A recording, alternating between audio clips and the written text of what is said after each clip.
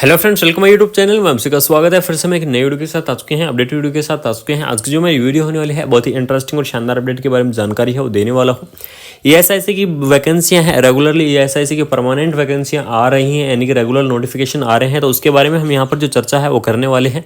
ठीक है, काफ़ी सारे कैंडिडेट थे, उनका वेट था कि सर ईएसआईसी की जो परमानेंट वैकेंसियां हैं कब तक आएंगी। तो मैं आपको बता दूँ, सभी जगह से यानी कि अलग अलग स्टेट से जो ईएसआईसी की परमानेंट वैकेंसियां हैं वो आने लग चुकी हैं। ठीक है, यानी कि नोटिफिकेशन भी जारी कर दिए गए हैं ईएसआईसी की परमानेंट वैकेंसियों के बारे में। तो कंप्लीटली वैकेंसियों के बारे में डिस्कस करने वाला हूं, वो एक एक वीडियो के अंदर एक एक स्टेट के बारे में क्लियर करके आपको यहां पर जो मैं बताने वाला हूं। ठीक है, तो वीडियो को लास्ट तक आप जरूर देखते रहें। सबसे पहले मैं आपको बता देता हूं इसकी लास्ट डेट, उसके बारे में डिस्कस करेंगे, और एप्लीकेशन फॉर्म कब से स्टार्ट हो रहे हैं इसके बारे में हम यहाँ पर डिस्कस करने वाले हैं, क्योंकि सबसे इंपॉर्टेंट चीज़ है किसी भी वैकेंसी के लिए उसकी लास्ट डेट और उसकी जो एप्लीकेशन फॉर्म की स्टार्टिंग डेट के बारे में। ठीक है, तो सबसे पहले देख लीजिए, आपको भी अगर अपनी जो PDF है देखनी है तो इसकी ऑफिशियल वेबसाइट पर आ जाइए। esic.gov.in क्या है, इसकी ऑफिशियल वेबसाइट है। इसी ऑफिशियल वेबसाइट पर आपको आना है। जैसे ही ऑफिशियल वेबसाइट पर आओगे तो आपके पास इस प्रकार का डैशबोर्ड दिखाई देगा। ठीक है, इस प्रकार के डैशबोर्ड के अंदर सबसे पहले मैं दिखा देता हूँ कि अलग अलग स्टेट की तरफ से जो वैकेंसियाँ आ रही हैं। यहाँ पर देख लीजिए, आपको पैरामेडिकल की पोस्ट दी गई हैं कंप्लीटली, ये सभी आपकी यहाँ पर पैरामेडिकल की पोस्ट दी गई हैं, काफ़ी अलग अलग स्टेट से दी गई हैं। एक एक स्टेट के बारे में आपको यहाँ क्लियरली मैं जानकारी देने वाला हूँ। तो रेगुलरली आपको ईएसआईसी की अपडेट यहाँ पर मिलती रहेंगी। तो नए हैं तो चैनल को सब्सक्राइब कर लीजिएगा एंड बेल आइकन को ऑन कर लीजिएगा, जिससे ऐसे ही अपडेट वीडियो हम आपके पास टाइम से लाते रहें। सबसे पहले क्या करना है, पैरामेडिकल की पोस्ट के लिए अगर आपको अप्लाई करना है तो सबसे जैसे ही आप इस जो वेबसाइट है इसको ओपन करोगे तो आपके पास यहाँ पर एक पॉपअप चलता हुआ दिखाई देगा एप्लीकेशन फॉर्म के लिए। तो आपको यहाँ क्या करना है, फाइनली क्लिक कर देना है। जैसे ही आप इस पॉपअप के ऊपर क्लिक करोगे तो आपके पास यहाँ पर देख लीजिएगा ईएसआईसी का जो वेबसाइट है वो निकल कर आ जाएगी, जो पैरामेडिकल पोस्ट है। ठीक है, उनकी जो इंपॉर्टेंट डेट के बारे में यहाँ पर आपको डिस्कस मिल जाएगा। ठीक है, यानी कि इंपॉर्टेंट डेट सबसे इंपॉर्टेंट होती है, आप सभी को पता है। तो हम जो बात करने वाले हैं इंपॉर्टेंट डेट के बारे में, सबसे पहले देख लीजिए कॉमेंसमेंट of the online registration application, यानी कि ऑनलाइन आपको जो एप्लीकेशन फॉर्म का रजिस्ट्रेशन है वो 1 अक्टूबर से स्टार्ट हो चुका है। ठीक है, यानी कि फॉर्म की स्टार्टिंग हो चुकी है 1 अक्टूबर से, और क्लोजिंग डेट रहने वाली है 30 अक्टूबर। ठीक है, यानी कि 30 अक्टूबर तक आप इस एप्लीकेशन फॉर्म को भर पाएंगे। उसके बाद में देख लीजिए यहाँ पर दिया एडिटिंग एप्लीकेशन डिटेल, यानी कि अगर किसी को कोई गलत भरा जाता है फॉर्म, कोई मिस्टेक हो जाती है तो आप एडिट करते हैं 30 अक्टूबर तक। ठीक है, 30 अक्टूबर के बाद में आप इस वैकेंसी को एडिट नहीं कर पाएंगे, इस चीज़ का ध्यान रखना। उसके बाद में हम बात करते हैं last date of the print your application, है कि जैसे मान लीजिए आपने एप्लीकेशन फॉर्म को भर दिया और उसका प्रिंट नहीं निकलवाया तो एप्लीकेशन फॉर्म तो आपको 30 अक्टूबर तक ही भरना पड़ेगा, लेकिन उसका जो प्रिंट आउट है वो आप निकलवा सकते हैं 14 नवंबर तक आप अपना जो प्रिंट आउट है वो निकलवा सकते हैं। ठीक है, ऑनलाइन फ़ीस की मैं बात करूं तो ऑनलाइन फ़ीस का जो पेमेंट है वो भी आपको 30 अक्टूबर तक ही करना है। यानी कि सबसे इंपॉर्टेंट अगर मैं कॉमन चीज़ आपको बताऊं तो 30 अक्टूबर तक आप इस वैकेंसी को फिल कर दीजिएगा।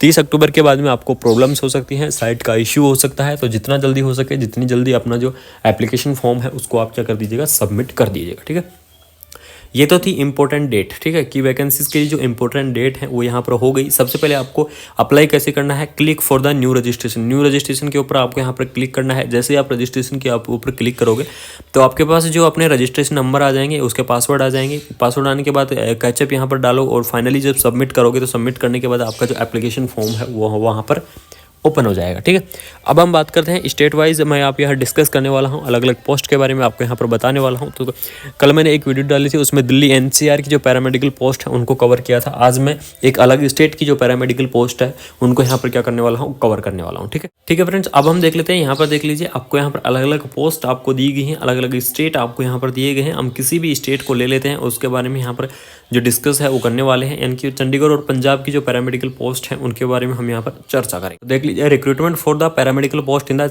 छत्तीसगढ़ रीजन्स, यानी कि छत्तीसगढ़ रीजन्स के हम यहाँ पर आपकी जो पोस्ट है वो लेके आ चुके हैं। पर जो पंजाब है और हरियाणा है उसके भी जो पोस्ट है आपको अगली वीडियो के अंदर आपको उसके बारे में कंप्लीटली डिटेल्स मिल जाएगी। ठीक है, इस वैकेंसी की जो आपकी एप्लीकेशन फॉर्म है स्टार्टिंग डेट रहेगी आपकी 1 अक्टूबर, यानी कि 1 अक्टूबर से एप्लीकेशन फॉर्म है वो स्टार्ट हो चुके हैं। लास्ट डेट रहेगी आपकी 30 अक्टूबर, यानी कि 30 अक्टूबर तक आप इस एप्लीकेशन फॉर्म को भर पाएंगे। ये तो इंपॉर्टेंट डेट होगी।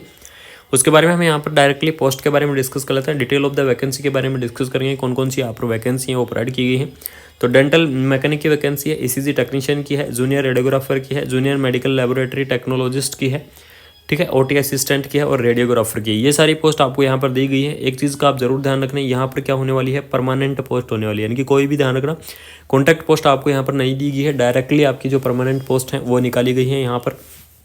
ठीक है, यहाँ पर जो कैटेगरी वाइज हैं वो सारी चीज़ें आपको प्रोवाइड की जाएंगी, जो भी आपको रिलैक्सेशन है वो आपको यहाँ पर दिए जाएंगे। एजुकेशन क्वालिफिकेशन भी आपको यहाँ पर दी गई है कि ईसीजी के लिए आपके पास ईसीजी का डिप्लोमा होनी चाहिए। ठीक है, और जूनियर जो रेडियोग्राफर है उसके लिए आपके पास रेडियोग्राफर का जो डिप्लोमा है वो होना चाहिए, यानी कि आपके पास जो डिग्री डिटेल्स हैं वो आपके पास अवेलेबल होना ज़रूरी है। ठीक है, रिलैक्सेशन के बारे में अगर मैं यहाँ पर डिस्कस करूँ तो जो SC/ST कैटेगरी है उनके लिए आपका 5 साल का रिलैक्सेशन रहने वाला है। OBC कैटेगरी है आपको 3 साल का रिलैक्सेशन रहने वाला है। ठीक है, इसी प्रकार से एक्स सर्विस मैन है इनका भी आपको अलग से और बेनिफिट मिलेगा। इनके जनरल को 3 साल का, OBC को 6 साल का और SC/ST को 8 साल का। इस प्रकार से यहाँ पर क्या रहने वाला है, आपका जो एज रिलैक्सेशन है वो आपको यहाँ पर देखने को मिल जाएगा। नेशनलिटी आपको इंडियन कैंडिडेट है होना चाहिए, इंडियन, नेपाल, भूटान, ये सभी जो कैंडिडेट हैं ऑल ओवर इंडिया के जो कैंडिडेट हैं वो इस वैकेंसी को क्या कर सकते हैं, अप्लाई कर सकते हैं। किस प्रकार से आपको अप्लाई करना है, तो अप्लाई करने के लिए आपको इसकी जो ऑफिशियल वेबसाइट है, ऑफिशियल वेबसाइट क्या रहने वाली है, ESIC,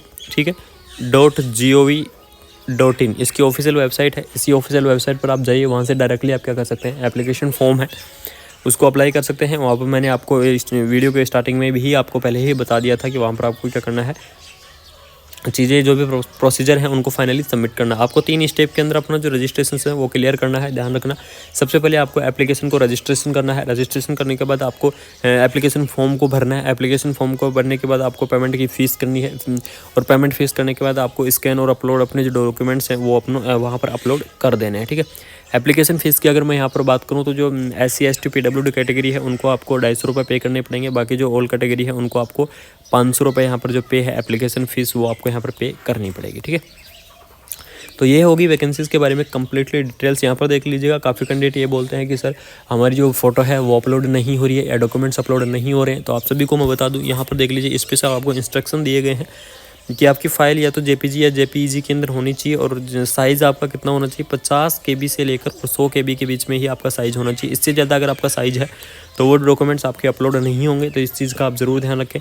यहाँ पर आपको स्कीम ऑफ द एग्जामिनेशन भी आपको समझाया गया है कि आपको किस प्रकार से आपका एग्जामिनेशन करवाया जाएगा। 120 मिनट आपको यहाँ पर दी गई हैं एग्जाम्स के लिए कि 120 मिनट का आपका एग्जाम चलेगा, जिसके अंदर कितने क्वेश्चन आएंगे, 100 आपके क्वेश्चंस रहेंगे।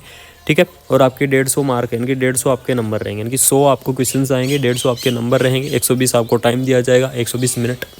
ठीक है, तो इस प्रकार से क्या रहने वाला है, ESIC की कंप्लीटली डिटेल आपको यहाँ पर देख लेनी है, अच्छे से समझ लेनी है। बाकी मैं आपको रेगुलरली 1 by 1 स्टेट के बारे में कंप्लीटली डिटेल बताता रहूँगा। अगर कोई न्यू अपडेट आती है तो उसके बारे में आपको मैं अपडेट ज़रूर करता रहूँगा। तो थैंक यू सो मच। अगर वीडियो इन्फॉर्मेटिव लगी तो चैनल को subscribe and bell icon on कर दें, जिससे ऐसे अपडेट वीडियो हमारे पास टाइम से लाते रहें। जय हिंद। ठीक है फ्रेंड्स, अब हम देख लेते हैं, यहाँ पर देख लीजिए, आपको यहाँ पर अलग अलग पोस्ट आपको दी गई हैं, अलग अलग स्टेट आपको यहाँ पर दिए गए हैं। हम किसी भी